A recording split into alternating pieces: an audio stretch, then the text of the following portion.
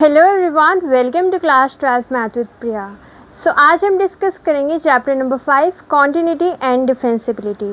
सो ये जो चैप्टर है कॉन्टिन्यूटी एंड डिफरेंशियबिलिटी, ये आपने जैसे 11th में पढ़ा था ना, लिमिट्स एंड डेरिवेटिव, तो उसका ही आप एक कहो एडवांस फॉर्म है ये वाला चैप्टर। ठीक है, तो डोंट वरी, हम उसको भी रिवाइज करते हुए चलेंगे। कॉन्टिन्यूटी एंड डिफरेंशियबिलिटी में हम दो चीज़ें पढ़ेंगे, सबसे पहले कॉन्टिन्यूटी और उसके बाद में डिफरेंशियबिलिटी। ठीक है, सो ये जो डेरिवेटिव है वो डिफरेंशियबिलिटी में हमने यहाँ पे लिखा हुआ है। सो कॉन्टिन्यूटी क्या है, इसके बारे में सबसे पहले डिस्कस करते हैं। तो मैथमेटिकल डेफिनेशन पे जाने से पहले हम इसको थोड़ा सा फील करते हैं, समझते हैं कि एक्चुअल में कॉन्टिन्यूटी क्या होता है। ठीक है, तो सोचिए कि आप एक एग्जाम्पल समझते हैं कि आप कहीं पे जा रहे हो। ठीक है, आपने जो भी बाइक ली है, साइकिल ली है, जो भी है, आप कहीं पे जा रहे हो। ठीक है, तो आप कोई पाथ फॉलो करोगे, है ना, और वो जो पाथ है उसको हम कहेंगे कॉन्टिन्यूअस। अगर आप जहाँ पे जाना चाहते हो विदाउट एनी डिस्ट्रैक्शन, विदाउट कोई भी हर्डल के आप वहाँ पे पहुँच जाओ, मतलब अगर आपको जाना है आप चले और बिना किसी रुकावट के वहाँ पे पहुँच गए, तो जो पाथ आपने लिया है वो कैसा हो गया, कॉन्टिन्यूअस। ठीक है, समझ रहे हो, मतलब कॉन्टिन्यूअस को हम ईजिली रिलेट कर सकते हैं ना अपनी डेली लाइफ से। जैसे कि हमें एग्जाम्पल के लिए मैं यहाँ पे एक लाइन ड्रॉ करती हूँ, ये मैंने ऐसी कोई लाइन ड्रॉ कर दी। अब इसके जब मैंने इसको लाइन को ड्रॉ किया तो बीच में मुझे कोई रुकावट नहीं आई, यहाँ से स्टार्ट किया और यहाँ पे फाइनल पे मैं रुक गई। ठीक है, यहाँ से स्टार्ट किया, यहाँ पे रुक गई, बीच में कोई भी रुकावट नहीं आ रही है, तो यानी कि ये कैसा हो गया, आपका एक कॉन्टिन्यूअस पाथ हो गया। ओके, यानी कि आप जहाँ पे जाना चाहते हो बिना किसी रुकावट के आप वहाँ पे पहुँच जाओ। कॉन्टिन्यूटी को इस तरीके से समझ सकते हैं। तो यहाँ पे बीच में कोई भी रुकावट नहीं आई है। ओके, जैसे कि अगर आप ऐसे करते, ऐसे चलते, फिर रुक गए, फिर ऐसे चले, फिर रुक गए। आप ऐसे समझो कि जब आप पढ़ते हो तो अगर आप कॉन्टिन्यूअस पढ़ते हो, इसका मतलब क्या है, आपने आज से पढ़ना स्टार्ट किया, ठीक है, और फिर आप लगातार पढ़ते जा रहे हो जब तक आप अपने गोल का अचीव ना कर लो। बट अगर कोई जो है इनकन्सिस्टेंट है तो क्या करेगा, थोड़े दिन पढ़ेगा फिर रुक जाएगा, फिर थोड़े दिन पढ़ेगा फिर रुक जाएगा, मतलब वो डिसकंटिन्यूअस हो गया। ठीक है, तो अब इसको थोड़ा सा हम ग्राफिकली समझ लेते हैं। ज्योमेट्रिकल मीनिंग में in an interval function is said to be continuous. किसी फंक्शन को हम कॉन्टिन्यूअस कब कहेंगे, if there is no break in the graph. ठीक है, ब्रेक नहीं आना चाहिए बीच में। अगर आप ग्राफ ड्रॉ कर रहे हो तो उसके बीच में कोई भी ब्रेक ना आए तो हम क्या कहेंगे कि वो क्या है, एक कॉन्टिन्यूअस है। ठीक है, और फंक्शन इन एंटायर इंटरवल, अगर इस इंटरवल के बीच में मुझे बात करनी है ना, तो हम क्या कहेंगे कि इस इंटरवल के बीच में कोई भी ब्रेक नहीं आया, तो ये क्या हो गया, एक कॉन्टिन्यूअस फंक्शन हो गया इस इंटरवल के बीच में। ओके, सो ये है हमारे पास इसका डेफिनेशन कि कॉन्टिन्यूअस क्या होता है। कोई फंक्शन लो, एक इंटरवल लो, उसके बीच में देखो कि क्या ग्राफ जो है टूट रहा है बीच में से या फिर लगातार जा रहा है। तो अगर लगातार जा रहा है तो वो क्या हो गया, कॉन्टिन्यूअस। अगर बीच में से टूट रहा है तो वो क्या हो गया, डिसकॉन्टिन्यूअस। ठीक है, अब यहाँ पे कुछ एग्जाम्पल से देख लेते हैं। इसको आप इस तरीके से ड्रॉ कर सकते हो। कोई एक फंक्शन है जो कि कॉन्टिन्यूअस है, तो ऐसा उसका कुछ ग्राफ होगा। हम जरूर नहीं है ऊपर जाए, बट कॉन्टिन्यूअस है, मतलब रुकना नहीं चाहिए बीच में। ठीक है, अब एग्जाम्पल समझते हैं कुछ फंक्शंस के जो कि कॉन्टिन्यूअस होते हैं। ठीक है, सबसे पहला फंक्शन है हमारे पास, जो भी आपके पास x हो, कोई भी फंक्शन हो। ठीक है, तो अगर आपके पास कोई फंक्शन है, यहाँ पे x लिखा हुआ है ना, x is equal to y, मान लीजिए आप x is equal to Y.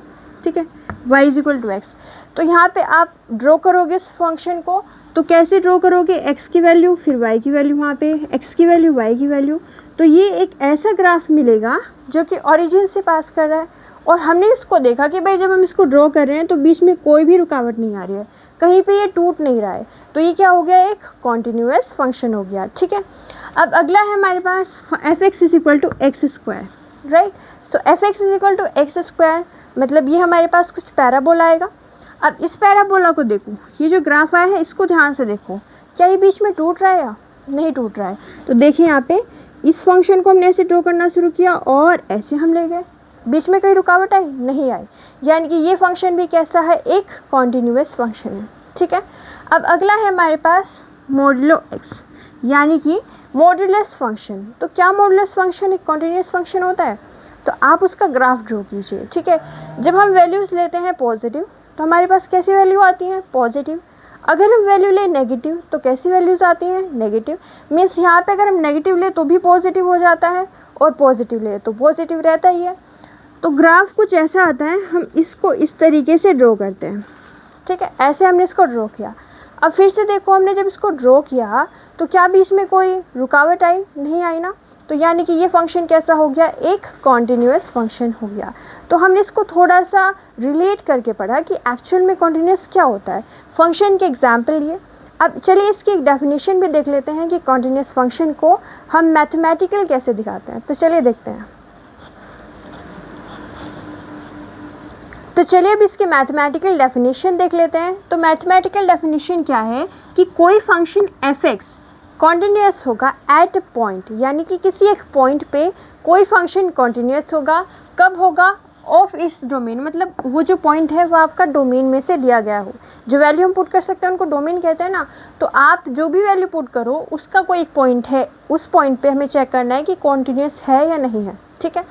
तो उसके मैथमेटिकल डेफिनेशन ये है कि अगर आप लिमिट निकालो x tend to a f(x), यानी कि f(x) में अगर आप x tend to a limit निकालते हो तो वो फंक्शन की वैल्यू एट a इसके इक्वल आनी चाहिए, ठीक है। समझेंगे, ज़्यादा टेंशन मत लीजिए कि क्या लिखा हुआ है। इसका मतलब ये है कि अगर हम x को a पे अप्रोच करा रहे हैं, मतलब x के आसपास से हम जा रहे हैं, फंक्शन पे लिमिट लगा रहे हैं, तो वो किसके इक्वल आनी चाहिए, फंक्शन की वैल्यू एट दैट पॉइंट, ठीक है।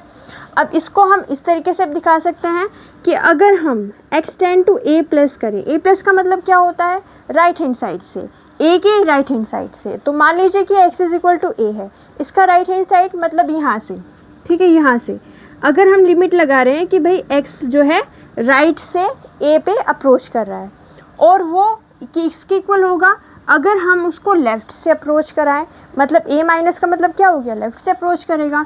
तो अगर हम यहाँ पे इसको a पॉइंट पे लेफ़्ट से अप्रोच कराएं, ठीक है, और हम उसको चेक कर लें और वो फंक्शन की वैल्यू एट दैट पॉइंट मतलब f(a) के इक्वल आ जाए, ठीक है। तो अगर ये तीनों चीज़ें इक्वल आ जाती है तो हम क्या कहेंगे कि फंक्शन कॉन्टिन्यूस है। इसका मतलब ये है कि अगर आप यहाँ पे देखो, ग्राफ के अंदर देखो, ये एक ग्राफ है। अब आप लेफ़्ट से अप्रोच करो, राइट से अप्रोच करो, और वो जो a पॉइंट है उसको आप फंक्शन में डाल दो, तो तीनों क्या आनी चाहिए, बराबर। मतलब यहाँ पे हम कहेंगे कि इस पॉइंट पे ये टूट नहीं रहा है। अगर आप लेफ़्ट से अप्रोच करते हो, राइट से अप्रोच करते हो, या फंक्शन की वैल्यू निकाल लेते हो उस पर, तो तीनों सेम आती हैं। इसका मतलब क्या है कि वो कॉन्टिन्यूस है। यानी कि लेफ्ट हैंड लिमिट निकालो, राइट हैंड लिमिट निकालो और फंक्शन की वैल्यू निकालो, इन तीन चीज़ों को इक्वल प्रूफ कर दो तो फंक्शन क्या हो जाएगा, कॉन्टिन्यूस एट पॉइंट ए, ठीक है। तो जब हम क्वेश्चन करेंगे तो लेफ्ट हैंड लिमिट निकालेंगे, राइट हैंड लिमिट निकालेंगे और फंक्शन की वैल्यू निकालेंगे एट दैट पॉइंट। इसके कुछ टाइप्स भी हैं, उनको भी हम डिस्कस करेंगे, बट अभी हमने देखा कि डेफिनेशन क्या होती है कि हम लेफ़्ट से अप्रोच करें, राइट से अप्रोच करें और फंक्शन की वैल्यू निकालें उस पॉइंट पे। तीनों अगर इक्वल आ जाती हैं तो क्या हो जाता है, कॉन्टिन्यूस हो जाता है, ठीक है। तो इसको हम डिटेल में डिस्कस करेंगे क्लास में। अगर आपको हमारी वीडियो अच्छी लगी है तो लाइक कीजिए, शेयर कीजिए, हमारे चैनल को सब्सक्राइब कीजिए। Thank you so much for watching.